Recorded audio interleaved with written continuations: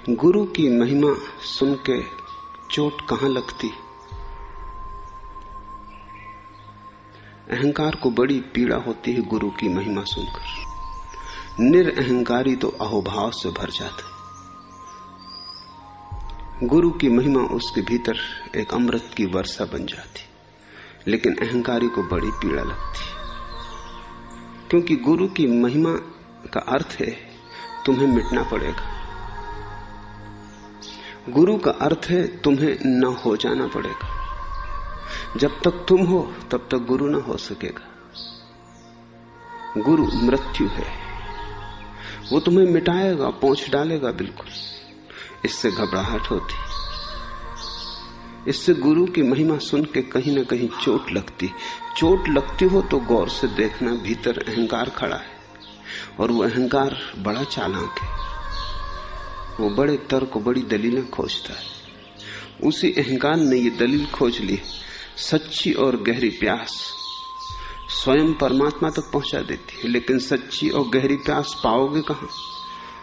अगर होती तो तुम परमात्मा तक पहुंच गए होते, मेरे पास आने की कोई जरूरत न थी।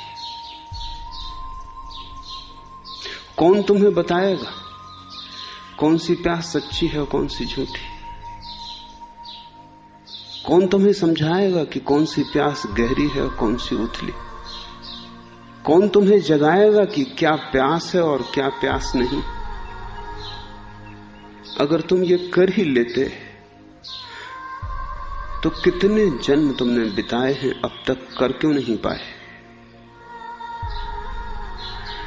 अकड़, कहीं झुकना ना पड़े, किसी से सीखना ना पड़े। सीखना इतना पीड़ादायी है। शिष्य होना ऐसा कांटे की तरह चुभता है, क्योंकि शिष्य का अर्थ है झुको,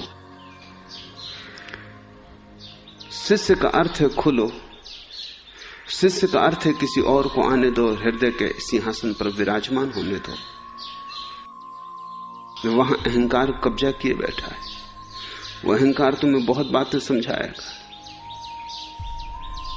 तुमसे कहेगा ये इसकी क्या जरूरत है, तुम खुद ही तो परमात्मा हो। ठीक है ये बात कि तुम परमात्मा हो, लेकिन इसका तुम्हें अनुभव नहीं, और जब तक अनुभव ना हो तब तक ये बात दो कौड़ी की। ये बात सच है कि गहरी प्यास पहुंचा देती है,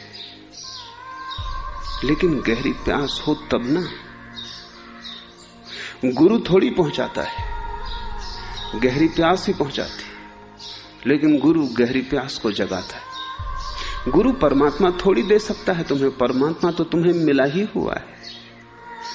गुरु केवल तुम्हें जगा सकता है, ताकि तुम वही देख लो जो तुम्हारे भीतर छिपा है। और बड़े मजे की बात है कि गुरु तो एक बहाना है।